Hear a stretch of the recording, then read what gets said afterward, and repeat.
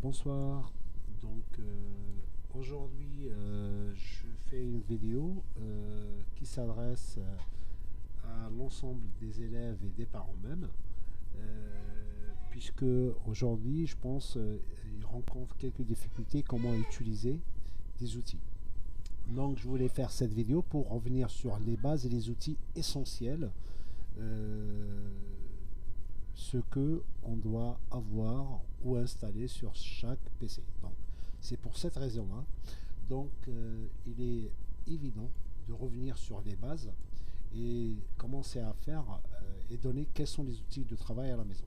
C'est vrai parce que les élèves, quand ils arrivent en classe, donc ils se retrouvent avec des PC. Donc, les PC sont déjà configurés, installer des logiciels dedans, donc ils n'ont rien à faire, sauf qu'à commencer à travailler. Par contre, chez eux, donc peut-être ils n'ont pas la même configuration chez eux. C'est pour ça que je voulais justement revenir pour expliquer quels sont les outils de base qu'on puisse avoir pour faire un travail correct. Donc, on a besoin, premièrement, on a deux choses. On a la partie matérielle. Donc, on a deux parties. La première partie, c'est la partie matérielle. Donc, on a besoin d'un PC, soit un PC bureau, soit un PC portable.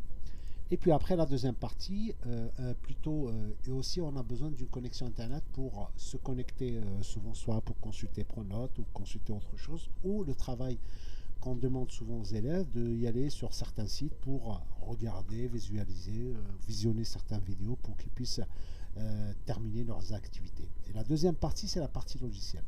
Donc dans la partie logicielle, donc, on a besoin de certains outils. Premièrement, on a besoin d'un navigateur. C'est quoi un navigateur? Justement, pour se connecter à Internet, on a besoin d'un outil. Cet outil-là, il s'appelle navigateur. Vous avez souvent Chrome, soit vous avez euh, Firefox, celui-là, ou sinon vous avez Opera, vous avez pas mal de logiciels, en tous les cas, pas mal de navigateurs pour utiliser. Mais par défaut, souvent les élèves ou les gens, enfin les parents ou même les élèves, ils ne savent pas dès que chez eux, est-ce que c'est quoi comme navigateur qui est installé, c'est quoi son nom, ainsi de suite. Si vous allez trouver le nom, c'est-à-dire vous allez trouver cette icône, le E, ça veut dire Internet Explorer. Souvent, moi, je n'utilise pas ce navigateur. Si vous l'avez que ce navigateur installé sur votre PC, donc moi, je vous invite vivement à y aller installer un autre navigateur plus simple, plus cool, plus sécurisé, si j'ose dire, qui s'appelle Chrome. Donc, vous avez Chrome Google, vous cliquez dessus, donc voilà, et puis après, il va vous rediriger vers un lien. Vous avez téléchargé Chrome sur le site de google.fr/Chrome, vous cliquez dessus, sur ce lien-là. Il va automatiquement vous afficher la page en question et vous cliquez sur le bouton télécharger Chrome. Quand vous cliquez sur télécharger Chrome, il va vous dire est-ce que vous voulez définir par défaut. C'est à vous de voir. Bon, personnellement, si vous utilisez souvent Chrome, vous pouvez laisser les cases cochées ou sinon vous les décochez. Puis après, vous cliquez sur accepter et installer et là, il va vous installer. Moi, je ne le fais pas parce qu'en fait, parce que je l'ai déjà installé Chrome, ce que j'utilise souvent ici pendant cette démo, j'utilise Chrome. C'est celui-là. Donc, vous voyez très bien. C'est Chrome. Et donc, il a cette tête-là, donc une icône comme ça. Et ça, c'est la première des choses. Donc, je vous invite vivement à installer le navigateur, c'est l'outil pour y aller, par exemple, consulter des sites web. Donc, dans cette partie de la barre d'adresse, vous tapez par exemple que j'avais donné, je ne sais pas moi, allez, collège Camille C. Donc, vous avez le collège Camille C. Donc, il va vous afficher, voilà, donc c'est l'Académie de Paris. Je clique dessus. Il va vous rediriger par exemple vers le lycée ou votre collège en question. Bon, ça, juste simplement pour vous montrer, c'est un outil qui va nous aider pour y aller chercher des informations si on a besoin. Deuxième chose, c'est que j'ai besoin en fait justement de créer des documents. Soit on a par défaut, quand on achète un ordinateur, soit on a déjà la suite bureautique souvent installée par défaut. Par exemple, on a une suite bureautique payante. C'est Microsoft. Et celle-ci, cette suite bureautique, comme elle n'est pas gratuite, vous devriez justement l'acheter et la payer. Par contre, en revanche, il y a d'autres l'équivalent de cette suite bureautique, parce que ici vous allez se retrouver avec par exemple la suite bureautique Microsoft. Si je clique sur le bouton démarrer et puis après je vais y aller dans tous les programmes et je vais y aller chercher justement Microsoft Office, et dans Microsoft Office vous allez trouver justement les logiciels adéquats qu'on utilise souvent. Microsoft Word, Publisher, souvent on utilise Excel pour le tableur, Word pour écrire des documents et PowerPoint pour faire nos slides. Et puis après, il y a d'autres suites, enfin d'autres logiciels qui sont intégrés dans cette suite bureautique. Voilà, ça c'est pour Microsoft. Donc cette version-là, si vous l'avez, tant mieux. Si vous ne l'avez pas, ce n'est pas trop grave. L'essentiel, vous pouvez y aller justement télécharger une autre qui s'appelle OpenOffice. Et ça, comment ça se passe? J'ai mis un lien, je vais partager avec vous cette page-là. Vous pouvez la retrouver soit sur mon site ou sinon je vais l'envoyer le document à l'ensemble des élèves et des parents pour qu'ils puissent justement cliquer, parce que je vais partager cette vidéo avec vous, et comme ça vous pouvez installer, avoir les fondamentaux des logiciels et matériel afin que l'élève puisse travailler correctement chez lui. Donc suite pour la première suite bureautique, elle s'appelle OpenOffice. Je viens ici, donc si je suis sur Google, sur le moteur de recherche, je vais taper OpenOffice, et quand je clique sur OpenOffice, vous avez le site officiel qui s'appelle www.openoffice.org. Vous cliquez sur télécharger directement, il va vous rediriger vers le lien pour télécharger. Vous cliquez, par exemple, si vous êtes sous Windows, vous cliquez sur ce bouton là, et là il commence à télécharger ce logiciel, et après vous allez l'installer. Son installation, c'est pas si compliqué, c'est juste simplement dès que il commence à télécharger le logiciel, là il cherche, ok, d'accord, il va vous rediriger vers un autre SourceForge, un autre site. Ce n'est pas trop grave, mais simplement il commence à décompter le temps pour qu'il puisse vous envoyer votre fichier. Sous Chrome, il va vous afficher votre fichier qui est en train de télécharger ici en bas à gauche. Je peux faire tout afficher, je clique sur le bouton tout afficher, et là il va m'afficher justement le fichier en question qui est en train de se télécharger. Dès qu'il termine le téléchargement, vous cliquez sur ce lien exactement, et là il va vous ouvrir une fenêtre. Il va vous demander est-ce que vous autorisez l'installation. Vous dites oui, bien sûr, et puis après vous allez suivre les instructions suivant, installer, ainsi de suite. Pour moi, je l'ai déjà installé. Si je clique sur Open, sur le bouton démarrer de mon Windows 7, je fais Open Office, et là vous voyez que il existe déjà, je l'ai déjà installé. Vous terminez justement, vous allez jusqu'au bout pour finaliser l'installation, et puis après vous pouvez venir ici, vous tapez juste OpenOffice, il va vous l'afficher, et puis après quand vous allez démarrer pour écrire un document comme l'équivalent de Word, vous cliquez sur Writer, c'est-à-dire pour écrire. Si vous avez besoin de faire un tableur, c'est Calque.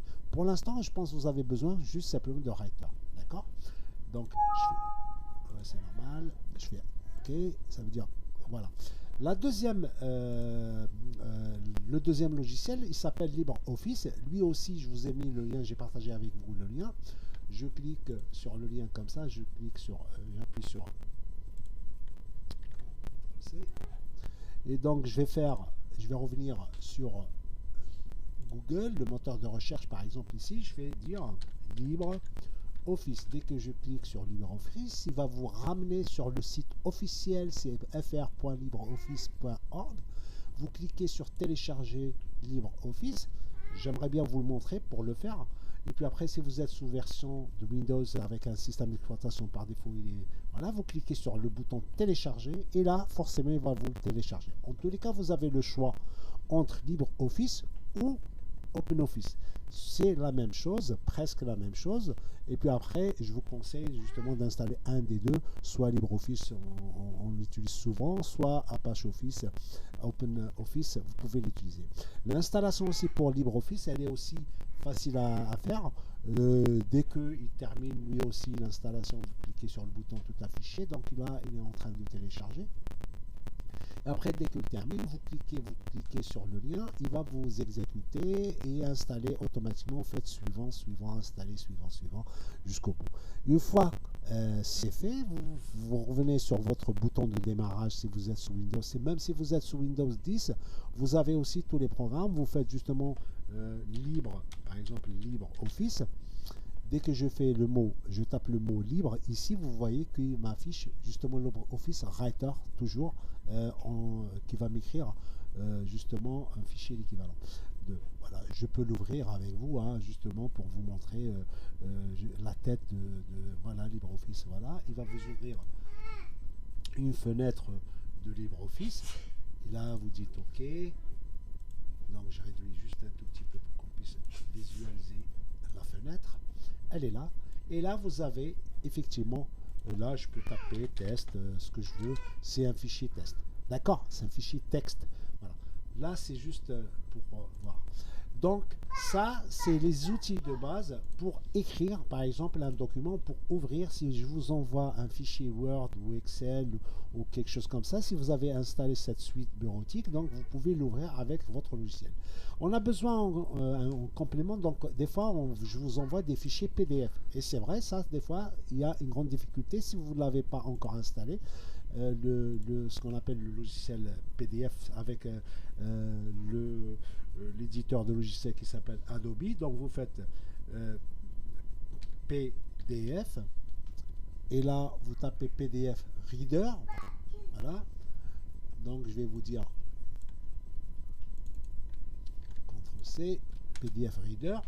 Je vous le rajoute ici dans le PDF. Vous faites juste PDF Reader, d'accord, c'est le mot-clé que vous allez mettre en place. Et là, il va vous dire, vous allez sur le site de Adobe, adobe.com, vous cliquez sur le premier lien téléchargement, et là, il va vous rediriger directement sur le site officiel. Vous cliquez sur télécharger Acrobat Reader, et là, normalement, dès que vous le téléchargez, il va vous l'installer sur votre navigateur, sur votre PC. Et à partir de là, si je fais moi PDF ici, donc forcément il va me sortir par exemple PDF, ce que j'ai par exemple comme fichiers qui sont écrits avec le PDF. Sachez que vous pouvez, quand vous allez ouvrir un fichier LibreOffice, vous pouvez aussi l'enregistrer directement en format PDF, c'est-à-dire il est en format, pour l'instant je ne vais pas vous compliquer la vie, c'est juste simplement quand vous allez par exemple l'installer, le fichier PDF, vous avez, il se présente comme ça. Donc vous avez cette icône là, donc ça c'est un fichier PDF, vous pouvez l'ouvrir et comme ça vous aurez la possibilité de lire les fichiers PDF, d'accord. Et puis après on a besoin aussi pour visualiser les vidéos, donc on a un logiciel qui s'appelle VLC, la même chose, je reviens ici, je tape sur Google le moteur de recherche VLC. Donc ça c'est pour lire les vidéos, donc c'est comme le plot ici que vous voyez en orange et en bleu. Vous cliquez sur télécharger VLC et comme là il va vous télécharger directement ce logiciel là. Il est vraiment très pratique d'avoir ce logiciel là installé pour visualiser toutes vos vidéos, c'est plus simple. Et la quatrième partie, et je termine, donc pour lire les images, donc par défaut, donc vous avez déjà un logiciel qui est déjà installé qui s'appelle Paint. Donc, si j'ai envie d'ouvrir, moi, un logiciel, une image, donc il va me l'ouvrir soit par ça, soit par la visionneuse de Windows. Elle est déjà y compris dans votre PC, donc il n'y a pas de souci là-dessus. J'espère que j'ai fait le point et le tour sur l'ensemble des soit matériels, soit logiciels que vous avez besoin pour travailler chez vous dans cette période un peu difficile. Et j'avoue qu'il est très important de vous faire une petite vidéo, de partager avec vous ça, afin qu'on puisse avancer sur le travail demandé et ça va vous faciliter un petit peu la tâche pour vous. D'ici là, je vous retrouve très bientôt. Je vous dis merci beaucoup. Au revoir.